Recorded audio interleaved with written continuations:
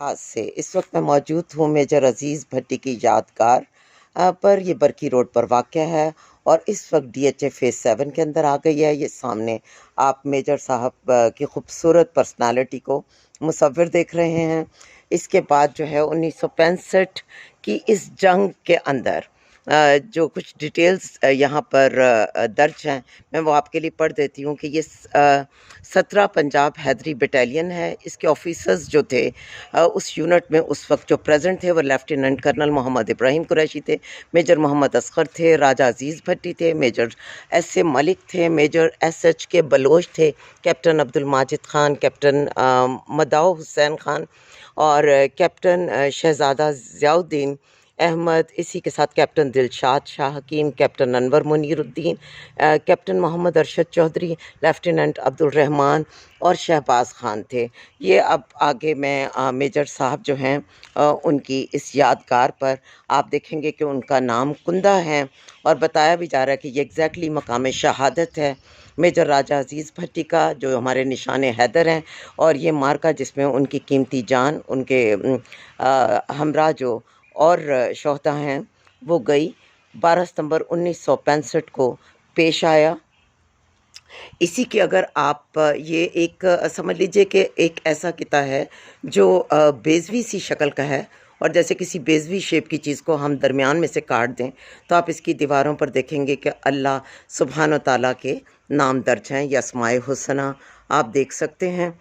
और इसी के हम सीधे तरफ चलेंगे तो यहाँ पर भी एक जो है कतबा दर्ज है और उसमें भी सेम वही लिस्ट ऑफ शोहदा मौजूद है।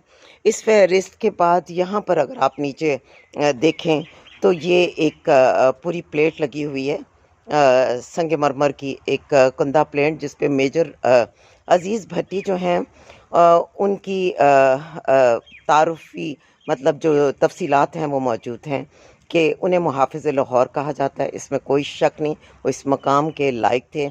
ऑल्दो उनके निशान हैदर को लेके भी बहुत सी मुतज़ाद आरा उस दौर में मौजूद थी, लेकिन बहरहाल ये कोई भी शहादत है उसकी कम वैल्यू नहीं है। और जबकि आपकी डिफेंस लाइन नहीं थी, आपके आज के फेज़ 7 तक भारतीय फ़ौज आ गई थी। यहाँ से जिस बंदे ने एक प्लाटून की मदद से उनकी पूरी बटालियन और फोर्सेस को पीछे धकेला है, वो हमारे सलाम के, हमारी ताज़ीम के मुस्तहिक हैं। हम मुहाफ़िज़ लाहौर यानी कि मेजर अजीज़ भट्टी जो हैं ये 1928 को हांगकांग में पैदा हुए थे। मुस्लिम राजपूत फैमिली थी। खैर राजपूत हों, अराई हों, कुछ भी हों, हमारे तो वो हीरो हैं। पाकिस्तान आर्मी उन्होंने 1915 में 17 पंजाब रेजिमेंट जो थी वो ज्वाइन की और 1965 की जंग में बीइंग कंपनी कमांडर जो था उन्होंने पार्टिसिपेट किया। और उन्होंने ये भी कहा कि मैं वापस जाने के लिए नहीं आया और मैं अपने खून के आखिरी कतरे को बहाने तक अपने वतन की हिफाजत करूँगा। 10 सितंबर 1965 को दुश्मन के एक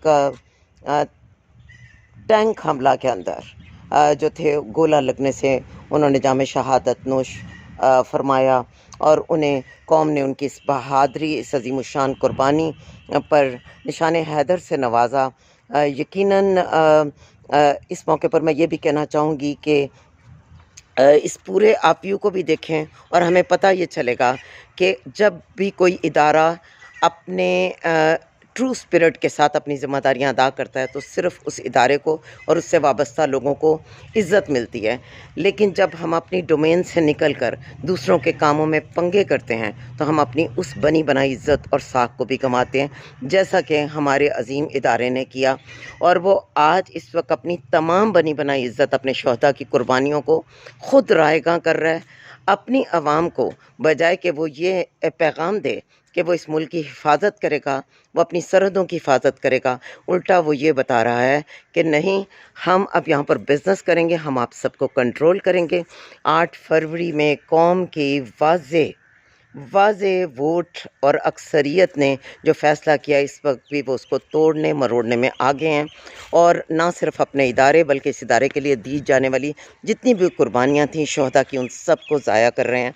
अल्लाह पाक पाकिस्तान का हामी और नासिर हो और हम सबको ये तौफ़ीक दे कि हम अपने अपने दायरे में रह के पाकिस्तान की बेहतरी के लिए काम करें, जिएँ भी इस मुल्क के लिए और मरें भी इस मुल्क के लिए, और कोशिश करें कि दूसरों पर भी भरोसा करें और दूसरों को उनके हकूक़ दें। पाकिस्तान ज़िंदाबाद, हमारे शोहदा ज़िंदाबाद।